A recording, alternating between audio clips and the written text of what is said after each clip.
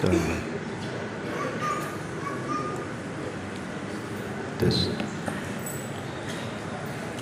Bismillahirrahmanirrahim. Assalamualaikum warahmatullahi wabarakatuh.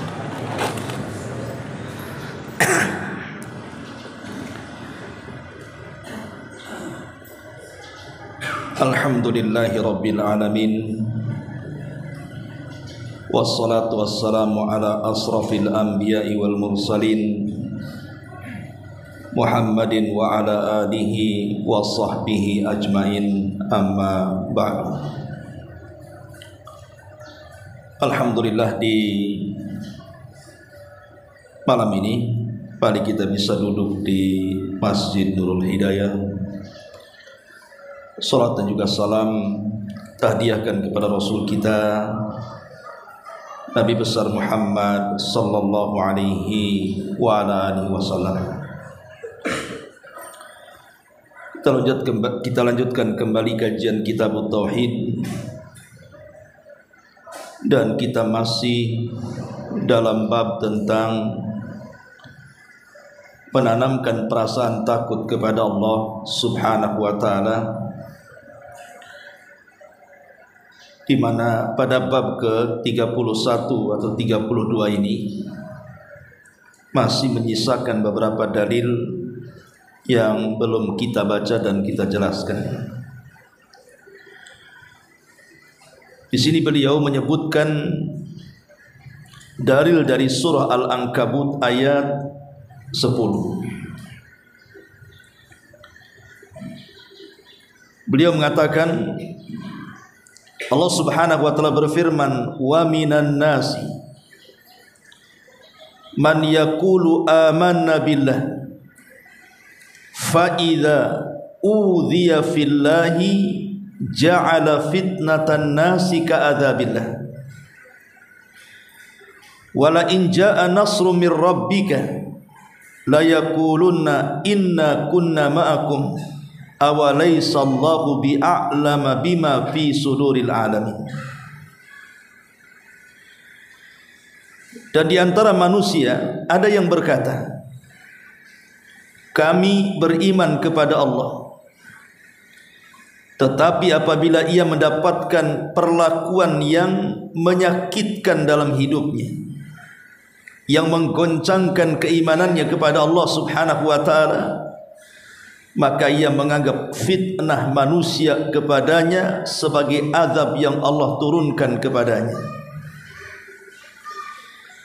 Dan sungguh jika datang pertolongan dari Rabbmu, mereka pasti akan berkata, sesungguhnya kami bersamamu. Bukankah Allah mengetahui apa yang ada di dalam dada-dada semua manusia? Ma'asyiral muslimin wal muslimat rahimakumullah. Ayat ini atau surah Al-Ankabut ayat 10 ini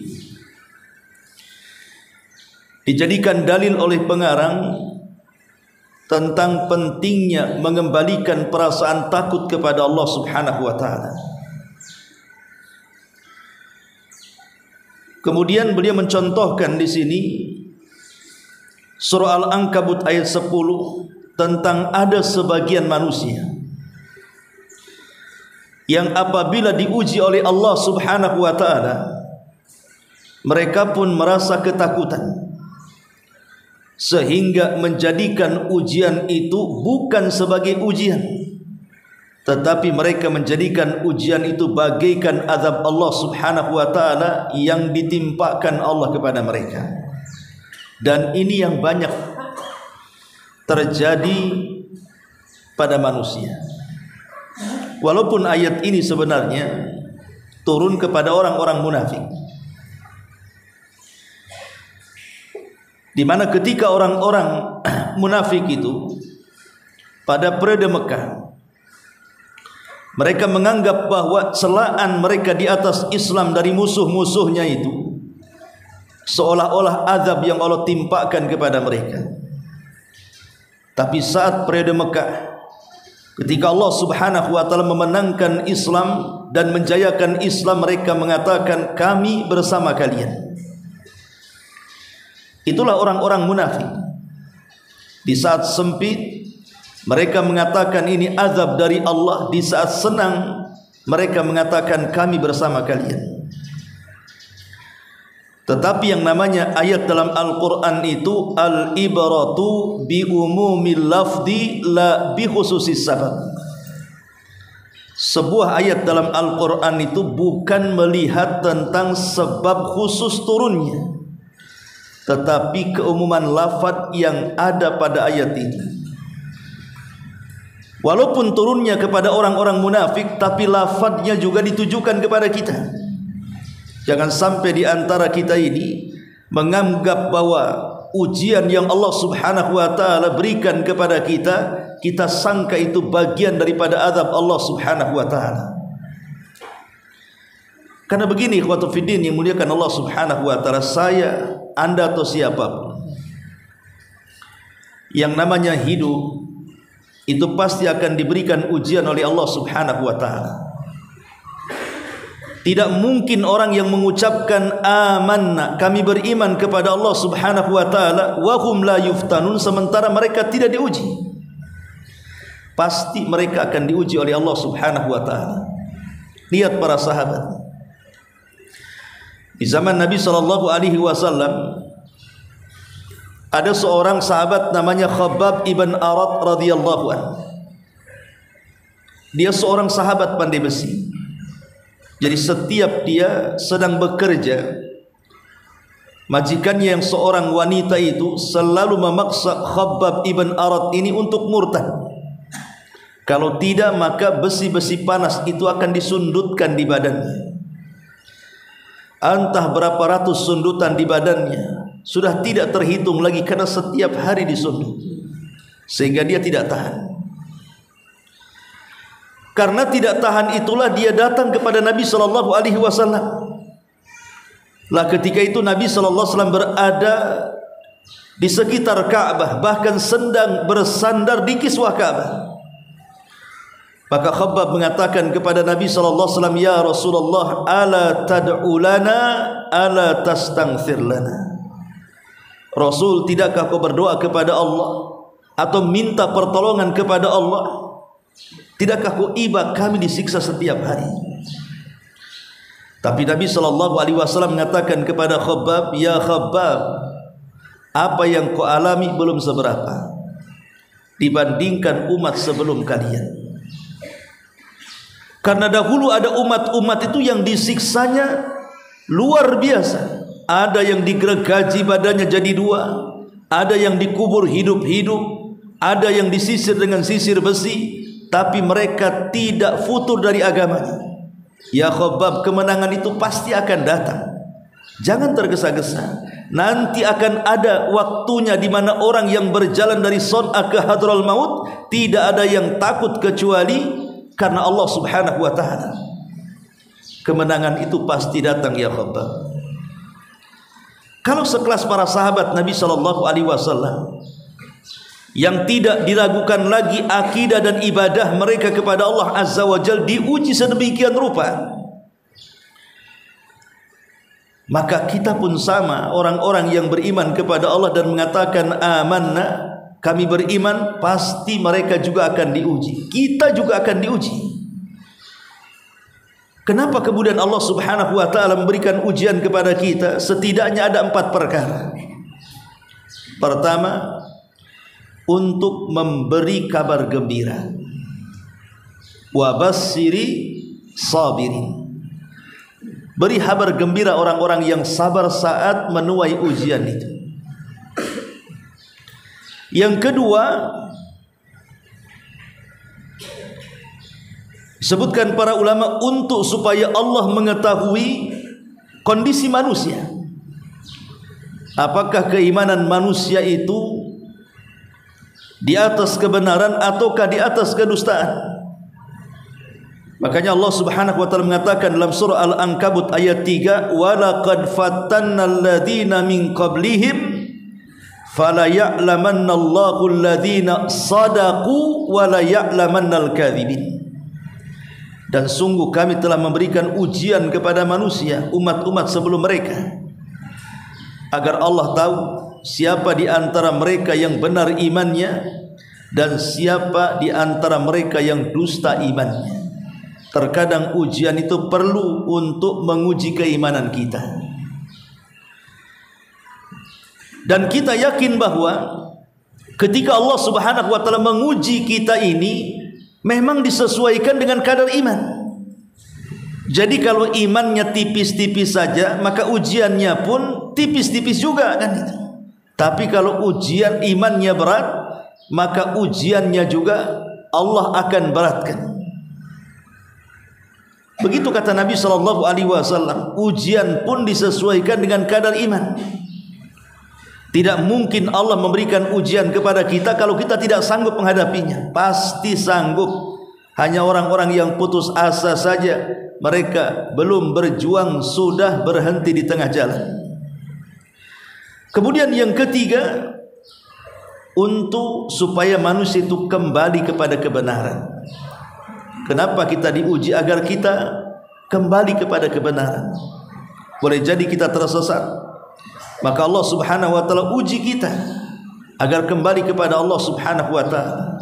Sebagaimana Allah mengatakan, wa balawnahum bil hasanati was sayyiati la'allahum yarji'un. Dalam surah Al-A'raf ayat 168. Dan kami uji mereka dengan nikmat yang baik atau bencana yang buruk agar mereka kembali kepada kebenaran, kembali kepada Allah Subhanahu wa taala. Dan yang keempat tentunya untuk supaya Allah mengetahui orang-orang yang sungguh-sungguh memperjuangkan agamanya dan juga sungguh-sungguh dia tabah dan sabar saat menerima ujiannya. Dan itu disebutkan dalam surah Muhammad ayat 31, wala nabluwannakum hatta na'lamal mujahidina minkum was-sabirin. Dan sungguh benar-benar kami menguji kalian sehingga kami mengetahui orang-orang yang benar-benar berjihad dan orang-orang yang benar-benar bersabar. Inilah 4 poin kenapa Allah Subhanahu wa taala menguji kita. Lalu ujian seperti apa sebenarnya yang Allah Subhanahu wa taala ujikan kepada manusia ini? Di dalam surah Al-Ankabut ataupun di dalam surah Al-Baqarah ayat 155. Dalam surah Al-Baqarah 155, inilah rincian daripada ujian yang Allah ujikan kepada kita. Dan Allah menyebutkan 5 perkara dalam surah Al-Baqarah 155 ini. Apakah kita bisa melewati 5 perkara dalam kehidupan kita ini, ataukah justru kita kandas di tengah jalan? Allah Subhanahu wa taala mengatakan, wala nabluwannakum, dan sungguh kami akan menguji, bisyai'in, dengan sedikit, minal khaufi, dari perasaan takut, wal ju'i, dari perasaan lapar, wa naqsim minal amwali, dari kekurangan harta, wal anfusi, dan kekurangan jiwa, was samarati, dan kekurangan buah-buahan. Kita semua akan diuji dengan 5 perkara ini, atau satu di antara 5 perkara ini. Kalau kita sabar dengan 5 perkara ini, maka Allah mengatakan, wa basyiris sabirin, berbahagialah Anda orang-orang yang sabar itu. Tapi kalau seandainya Anda tidak sanggup untuk melewati 5 perkara yang disebutkan dalam Al-Baqarah 155 ini, maka celakalah orang-orang yang tidak bisa sabar. Pertama, minal khaufi, kita akan diuji dari rasa takut. Terkadang di masyarakat ini kita lihat bahwa banyak orang-orang yang diuji dengan perasaan takut ini. Contoh umpamanya ada orang kaya takut miskin, atau mungkin para pejabat yang sudah diangkat kemudian sudah mendekati masa-masa pensiun, takut akan jatuh dari jabatannya, atau seseorang dihantui dengan masa depan, ditakutkan dengan ekonominya, bagaimana nasib dirinya, bagaimana nasib keluarganya, bagaimana nasib anak di masa depannya. Belum terjadi sudah takut. Jadi ada orang-orang yang diuji dengan dibayang-bayangi oleh perasaan takut. Ini perasaan takut yang seperti ini, perasaan takut yang tidak mendasar, ini bisa membahayakan kita. Karena kalau itu terjadi kepada orang kaya yang takut miskin, maka pasti akan keluar akhlak-akhlak yang tidak baik dari orang-orang kaya yang takut miskin itu. Pertama, akhirnya dia berusaha untuk menumpuk-numpuk kekayaan, kan? Karena takut miskin. Ya pasti dia akan dengan jerih upayanya dia akan berusaha untuk menumpuk-numpuk kekayaan. Bila perlu kekayaan itu bukan hanya untuk dirinya, tapi dia siapkan untuk anak cucunya. Jadi cucunya belum lahir sudah kaya, belum lahir sudah kaya. Karena biasanya orang yang takut miskin dari orang kaya itu, maka dia akan berusaha untuk menumpuk-numpuk harta, berakhir dengan kebakhilan dan kekikiran. Ya, akhirnya kemudian mereka pun bakhil dan kikir, dan lebih daripada itu menyangka bahwa kekayaannya bisa mengekalkan hidupnya di dunia. Sebagaimana Allah mengatakan jama'a mala wa addada yahsabu anna malahu akhlada. Kalau itu ketakutan terjadi kepada para pejabat, orang-orang yang memiliki jabatan dalam perusahaan atau dalam pemerintahan, kemudian waktu pensiun sudah dekat dengan mereka, atau mendapatkan kabar akan dipindah, atau mungkin akan di PHK, atau mungkin akan dipecat dan begitu seterusnya, itu terkadang ada orang yang dibayangi dengan perasaan takut itu yang berlebihan. Akhirnya dengan segala upaya menghalalkan segala cara, bagaimana caranya mempertahankan jabatan, dia siap melakukannya. Ketika itu sudah tidak kenal halal haram lagi bagi hidupnya.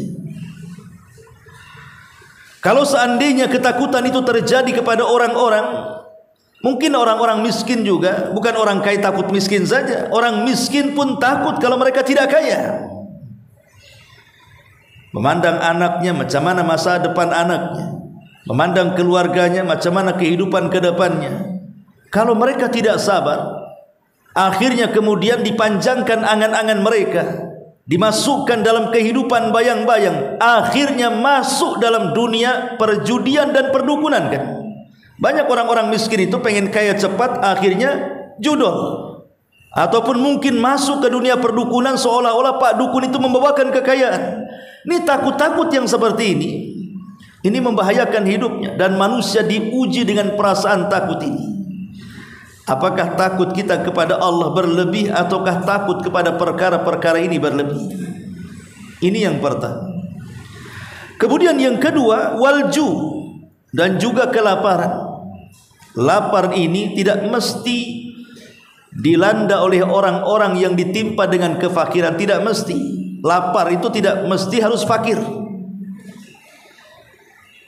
Dari mana kita tahu? Dari ayat Al-Quran, surah An-Nahl ayat 112, Allah mengatakan, wa daraballahu mathalan qaryatan kanat aminatan mutmainnatan ya'tiha rizquha ragadan min kulli makan fakafarat bi an umillah fa adzaqaha Allahu libasal ju' wal khaufi bima kanu yasnaun. Dan Allah telah membuat sebuah perumpamaan dengan sebuah negeri yang dahulunya aman lagi tentram, rizkinya datang dari segala arah, bahkan melimpah ruah, datang dari segala arah bahkan melimpah ruah, tetapi kemudian penduduknya mengingkari nikmat-nikmat itu. Karena itulah Allah merasakan kepada mereka pakaian kelaparan dan ketakutan disebabkan apa yang mereka perbuat. Kalau kita melihat negara-negara di luar negara Indonesia, dulu Afrika itu negara kaya, lebih kaya dibandingkan Saudi Arabia. Tetapi lihat hari ini, negara Afrika menjadi negara miskin. dan negara Saudi Arabia menjadi negara kaya. Apa penyebabnya? Penyebabnya karena mereka kufur nikmat.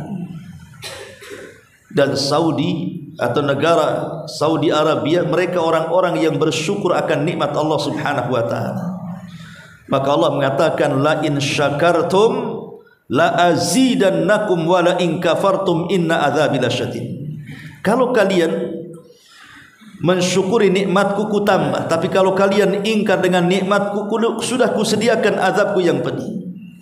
Seorang syekh bercerita tentang, kebetulan syekh ini memang asalnya dari Ethiopia, dari Afrika sana, dan sudah menetap di Saudi Arabia menjadi salah satu masyayikh di sana. Bercerita, dia mendapatkan cerita dari orang tua dan kakek buyutnya. Dulu negeri kami itu negeri yang kaya raya. Saudi itu belum ada apa-apanya. Sampai-sampai kalau mereka menyembelih kambing itu, mereka hanya mengambil dagingnya dan semua selain daging dibuangnya. Kulitnya dibuang, cekernya dibuang, kakinya dibuang, jeroannya dibuang, kepalanya dibuang. Hanya diambil dagingnya saja. Padahal itu bisa dimakan. Terkadang kalau tidak habis mereka buang begitu saja. Setiap hari makanan-makanan itu dibuang tanpa mereka sadar mereka sudah tabdzir. Akhirnya negeri yang kaya raya, persis yang difirmankan Allah Subhanahu wa taala, fa kafarat bi an'umillah fa adzaqahallahu libasal ju' wal khaufi bima kanu yasnaun. Ketika penduduk negeri itu ingkar terhadap nikmat-nikmat Allah, karena itu Allah akan merasakan kepada mereka pakaian kelaparan dan ketakutan terhadap apa yang mereka telah lakukan. Akhirnya kelaparan di mana-mana. Dulunya kaya menjadi umat yang kelaparan. Itu ujian dari Allah Subhanahu wa taala karena kekufurannya. Kemudian yang ketiga kata Allah Subhanahu wa taala, wa naqsin minal amwal, dan kurangnya harta, artinya kemiskinan. Manusia akan diuji dengan kemiskinan. Di dalam surah Al-Hajj ayat 11, Allah Subhanahu wa taala mengatakan, wa minan nas man ya'budullaha ala harfin fa in asabahu khairun itma'an nabi wa in asabathu fitnatun inqalaba ala wajhihi khasirat dunya wal akhirah dzalika huwal khusranul mubin. Dan di antara manusia ada orang-orang yang menyembah Allah tetapi mereka berada di tepian jurang. Jika mereka memperoleh kebaikan, nikmat Allah, kekayaan yang banyak, maka mereka seolah-olah hidup dalam ketenangan. Tetapi jika ditimpa oleh Allah sebuah bencana, kefakiran, kesusahan hidup, kesusahan ekonomi, mereka pun berbalik ke belakang mereka. Rugilah dunia dia dan rugilah akhirat dia. Dan itulah serugi-ruginya kerugian yang nyata. Ma'asyiral muslimin yang dimuliakan Allah Azza wa Jalla. Makanya kan ada istilah para ulama, antara fakir dan kafir itu kan tetanggaan ya kan. Karena biasanya orang-orang yang kafir itu salah satu penyebabnya karena kefakiran kan. Adapun hadis yang mengatakan kadal faqru an yakuna kufran, itu hadis maudhu ya. Kefakiran itu hampir-hampir menjadikan seseorang menjadi kufur. Tetapi maknanya benar. Maknanya benar. Betapa banyak orang-orang yang susah ekonomi, mereka rela menanggalkan akidah dan agama mereka, kemudian berpindah kepada agama yang lain kan. Bahkan saya sering mendapatkan cerita apabila terjadi musibah di negara kita ini, entah gempa, entah tsunami, kemudian terjadi ribuan pengungsian di mana-mana, ada saja cerita di mana para misionaris itu yang berusaha memindahkan agama Islam kepada agama yang lain itu datang dengan membawa bantuan, kemudian membaptis dan begitu seterusnya. Dan rupanya ada juga sebagian orang-orang yang tadinya Islam pindah agama hanya faktor ekonomi. Padahal kemiskinan itu sebuah ujian dari Allah Subhanahu wa taala. Kemudian yang keempat, wal anfus, Dan Allah juga akan menguji dari segi anfus, jiwa. Boleh jadi kita diuji oleh Allah Subhanahu wa taala mendapatkan tekanan, mendapatkan ancaman, atau boleh jadi mungkin Allah memberikan ujian kepada diri kita ini berupa penyakit. Penyakit yang berkepanjangan, tidak bisa disembuhkan. Terkadang ada yang sampai terduduk dan terbaring, tidak bisa bergerak dan tidak bisa melihat dunia luar. Atau boleh jadi sampai kepada tingkat kematian. Lah, itu semua adalah ujian-ujian anfus namanya. Tekanan, ancaman, sakit ataupun kematian. Ma'asyiral muslimin wal muslimat rahimani wa rahimakumullah. Terkadang kita diuji dengan seperti ini. Entah boleh jadi kita punya anak yang kita cintai, anak si mata wayang, anak yang selama ini menjadi belahan jiwa, penerus cerita, tiba-tiba kemudian sakit dan mati. Gimana perasaan orang tuanya? Allah sedang uji dengan kematian anak. Atau mungkin kematian pasangannya, atau mungkin kematian orang-orang yang dicintainya. Itu ujian berat. Orang tuanya meninggal, ayah ibunya meninggal, sementara dia belum betul-betul berbuat baik kepada keduanya. Tiba-tiba Allah sudah memanggilnya. Ini terkadang terjadi ujian-ujian seperti ini. Maka Allah uji tentang masalah-masalah jiwa ini. Sabar ataukah tidak sabar? Ma'asyiral muslimin yang dimuliakan Allah Subhanahu wa taala. Dan anfus juga mencakup, boleh jadi bukan hanya sekedar mati jiwanya. Mungkin ada orang yang mematikan karakternya. Mungkin ada orang-orang yang berusaha memfitnah dia, menjelek-jelekan dia, sehingga mati karakternya, mati kehormatannya, mati wibawanya. Diuji oleh Allah Subhanahu wa taala dengan fitnahan-fitnahan manusia. Atau yang terakhir, Allah Subhanahu wa taala mengatakan wassamarat, dan juga kurangnya buah-buahan. Ada orang yang sudah mempersiapkan besoknya akan panen raya, tiba-tiba datang badai, habis tuh sawah kena badai. Atau tiba-tiba datang kebakaran, tidak jadi panen. Atau datang hama wereng, akhirnya kemudian hama-hama itu memakan biji dan buah-buahan yang sudah kita banggakan. Terkadang Allah buat kita gagal panen. Entah panen buah-buahan, entah panen biji-bijian. Itu bagian daripada ujian Allah Subhanahu wa taala. Tapi di sini Allah akhiri dengan kata-katanya wa basyiri sabiri. Berbahagialah bagi orang-orang yang mereka sabar. Karena bagi seorang mukmin 5 ujian ini itu baik bagi dia. Apakah ujian dari segi rasa takut yang Allah timpakan, ataukah ujian yang Allah Subhanahu wa taala timpakan dalam bentuk kelaparan, dalam bentuk kekurangan harta, dalam bentuk kekurangan jiwa ataupun kekurangan buah-buahan, bagi seorang mukmin itu sebuah kebaikan. Makanya Allah Subhanahu wa taala mengatakan apa? Ja'ala fitnatallah ka'adzabillah. Tapi bagi orang-orang yang bukan muslim, kebanyakan manusia menjadikan ujian yang Allah turunkan kepada kita itu bagikan azab Allah Subhanahu wa taala. Seorang mukmin tidak boleh menjadikan ujian sebagai azab. Karena Rasul yang mengatakan ajaban li amril mukmin, sungguh mengherankan perkaranya seorang yang beriman itu. In asabathu sarra syakara fakana khairan lahu. Wa in asabathu dharra sabara fakana khairan lahu. Wa laysa dzaka illa lil mu'minin. Kalau ditimpa kebaikan dia bersyukur, dan itu baik bagi seorang mukmin. Kalau ditimpa keburukan dia bersabar, dan itu tetap baik bagi seorang mukmin. Dan dua-duanya tidak dimiliki kecuali bagi seorang mukmin. Tapi masalahnya kebanyakan manusia itu, bahkan kita rasakan sendirilah, apabila Allah Subhanahu wa taala menguji kita dengan sakit, menguji kita dengan ekonomi, menguji kita dengan ucapan-ucapan orang yang menyakitkan, terkadang kita anggap itu bukan ujian, tapi kita anggap itu azab yang Allah turunkan kepada kita. Ikhwan, ketika Nabi SAW berdakwah ke Taif, Mekah sudah tidak menerima dakwah Nabi lagi. Akhirnya Nabi berupaya mencari areal baru dalam menyebarkan Islam. Kepikiranlah ke Taif.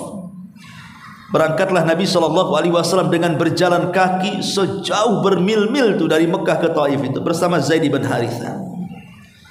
Tapi apa yang terjadi? 10 hari Rasul door to door berdakwah di Taif itu. Tidak ada satupun penduduk Taif yang menerima dakwahnya.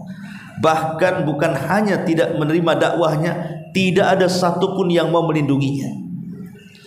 Bahkan akhirnya mereka pun melempari Rasul dengan batu, dengan sandal, dan segala apa yang bisa dilempar. Sampai dalam sejarah itu Rasul sampai berdarah-darah tuh. Lari 1 mil bersama Zaid bin Harithah, menghindar lemparan-lemparan penduduk Taif itu. Karena penduduk Taif ini sudah kurang ajar. Bukan hanya kalangan laki-lakinya yang menghina Rasul, sampai kepada anak-anak kecil dan kaum wanita. Kompak mereka mengusir Nabi SAW. Saat Nabi SAW berjalan keluar dari Taif menuju Mekah, tapi tidak bisa juga masuk ke Mekah karena dia belum mendapatkan jaminan keamanan. Nabi hanya bisa kemudian berhenti di perbatasan Mekah dan Taif sambil berdoa kepada Allah Subhanahu wa taala dan mengatakan, ashku ba'thi ilaika ya Rabb. Aku hanya bisa mengadukan urusanku kepadamu. Tapi ada satu kata-kata Rasul dalam doa ini yang menarik adalah, illam takun alayya sakhatun fala ubali. Ya Rabb, kalau memang penduduk Taif itu mereka tidak mau menerima dakwahku, mereka justru melempariku, mereka justru mengusir dan menghinaku, tidak ada masalah ya Rabb, asal ini bukan dalam bentuk kemurkaanmu kepadaku. Kalau ini bukan bentuk kemurkaanmu kepadaku, atau dengan istilah lain bukan dalam bentuk azabmu kepadaku, tidak masalah mereka melempari aku, mereka mau menghina aku, mereka mau, tidak ada masalah. Karena Rasul menganggap ini sebuah ujian. Dan ini salah satu contoh yang kalau diterapkan dalam kehidupan kita luar biasa. Nabi tidak mengatakan, ya Rabb, apakah begini nasib seorang Nabi? Kenapa mereka melempari seorang Nabi? Ya Rabb, apakah seperti ini nasib seorang Nabi? Kenapa mereka sampai menghina seorang Nabi? Tidak, Rasul tidak pernah mengucapkan kalimat itu. Rasul hanya mengatakan, illam takun alayya sakhatun fala ubali. Kalau ini bukan bagian daripada kemurkaanmu ya Rabb, aku enggak akan peduli, silahkan kau uji aku ya Rabb. Kalau kalimat Rasul ini kita tanamkan dalam kehidupan kita ini, umpamanya kita sedang sakit, kemudian kita katakan, ya Rabb, kalau sakit ini bukan bagian daripada azabmu, kemurkaanmu, aku akan berusaha untuk sabar. Kalau kita digulung ekonominya, kemudian kita katakan, ya Rabb, kalau seandainya kebangkrutanku bukan bagian daripada kemurkaanmu, tidak ada masalah, saya akan hadapi dengan sabar. Kalau seandainya manusia memfitnah ini bukan bagian daripada azabmu kepadaku ya Rabb, tidak ada masalah, aku akan menghadapi semuanya. Kan indah kalau hidup itu menggunakan kaidah yang diajarkan Nabi SAW. Tapi kalau sedikit-sedikit kemudian Allah uji, kita katakan bagian daripada azab, lah inilah ciri-ciri orang munafik. Ciri orang munafik itu mereka menyerah sebelum berperang. Mereka tidak sabar sebelum berusaha untuk sabar. Sudah kepikiran dulu tuh, belum juga sabar udah kepikiran tuh. Makanya di sini Allah Subhanahu wa taala mengatakan, wa minan nas, dan sebagian manusia, man yaqulu amanna billah. Ada orang yang mengaku beriman kepada Allah, masalahnya dia ngaku saya beriman kepada Allah, tetapi fa idza udhiya fillahi, ketika Allah menguji dia dengan apa? Dengan memperlakukan sebuah fitnah yang menguji keimanannya, ja'ala fitnatan nasi ka'adzabillah, dia sangka fitnah manusia kepadanya itu bagian daripada azab Allah Subhanahu wa taala. Maka di sini kata para ulama, ayat ini menunjukkan bahwa Allah terkadang akan membuat tasallut bainan nas, di antara manusia dengan manusia yang lain itu akan saling bermusuhan, akan saling menyakiti dengan kata-katanya, akan saling menyinggung dengan perbuatannya. Maka kalau seandainya itu terjadi, Apakah kita akan sabar ataukah kita menjadikan ujian-ujian itu sebagai azab dari Allah Subhanahu wa taala? Maka seorang mukmin tidak akan menjadikan itu bagian daripada azab, tapi seorang mukmin akan menjadikan itu bagian daripada memperkokoh keimanannya, menguji kesabarannya. Apakah dia sanggup sabar ataukah dia justru futur? Naudzubillah. Ma'asyiral muslimin yang dimuliakan Allah Subhanahu wa taala. Kemudian muallif pengarang beliau mencantumkan riwayat dari hadis Abi Sa'id Al-Khudri radhiyallahu anhu. Nabi mengatakan, "Inna min dha'fil yakin an turdiyan nas bi sakhatillah wa an tahmaduhum ala rizqillah wa an tadhummahum ala ma yu'tika Allah. Inna rizqallahi fala yajurruhu hirsu harisin wa la yarudduhu karahiyatu karihin." Riwayat ini sebenarnya tidak sahih, tetapi maknanya sahih kata ulama. Riwayatnya lemah, tidak bisa dijadikan hujah, tapi maknanya sahih karena banyak ditopang dalam beberapa riwayat yang baik yang marfu atau mauquf kepada para sahabat Nabi sallallahu alaihi wasallam. Allah Subhanahu wa Rasul sallallahu mengatakan di sini, sesungguhnya termasuk lemahnya iman seseorang. Termasuk lemahnya iman seseorang, pertama, kamu mencari redha manusia dengan mendapatkan kemurkaan Allah.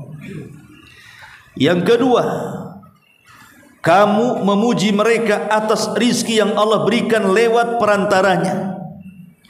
Kemudian yang ketiga, kamu mencela mereka atas dasar sesuatu yang belum diberikan Allah kepadamu melalui mereka. Maka Rasul mengatakan, ingat sesungguhnya rizki Allah tidak dapat didatangkan oleh ketamakan orang tamak dan tidak pula digagalkan oleh kebencian orang yang akan membenci. Di sini ada 3 poin yang harus dipahami. Pertama, mencari redha manusia dengan kemurkaan Allah.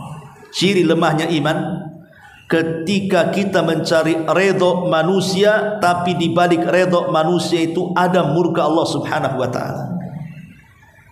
Contoh umpamanya, boleh jadi mungkin dalam satu perusahaan itu semua orangnya jahat semuanya, para koruptor. Antum pula orang yang jujur satu-satunya di situ.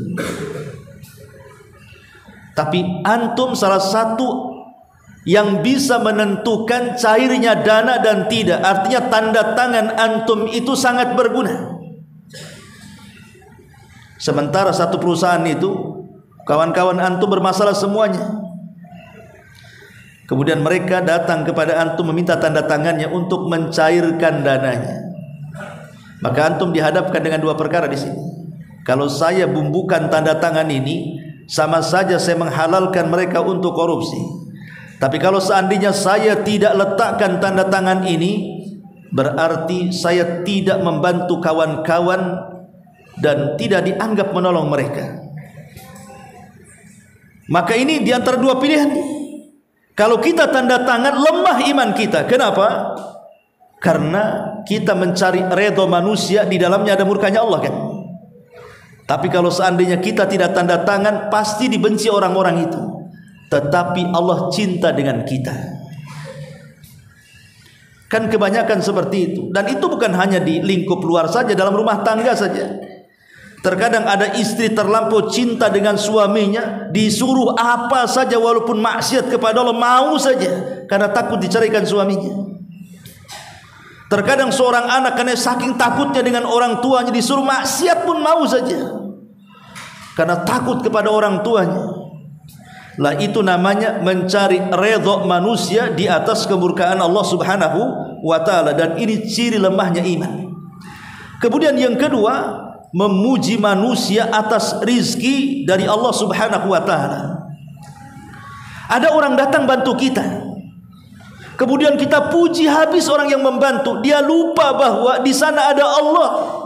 yang menitipkan harta kepada dia, kemudian dia datang kepada kita membantu kita. Dia lupa sama Allah.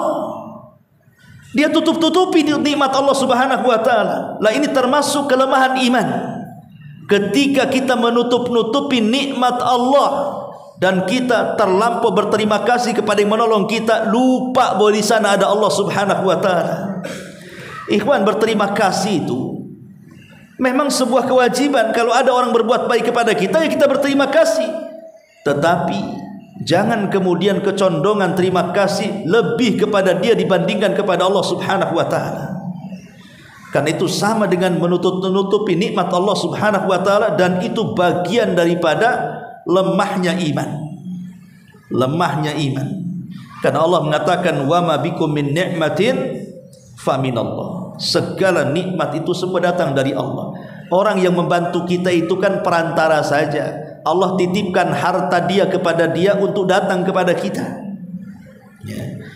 Kemudian yang ketiga, mencela manusia ketika menjadi penghalang rizki kita. Antum jualan, datang orang nawar, udah lama 1 jam lah tawar-tawaran tak jadi, antum marah, sialannya.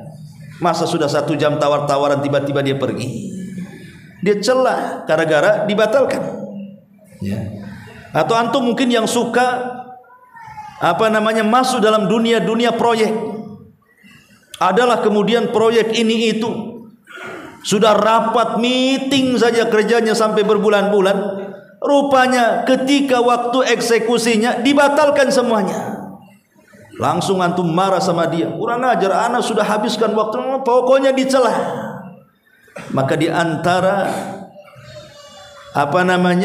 kelemahan iman seseorang adalah mencela manusia ketika menjadi penghalang rizkinya.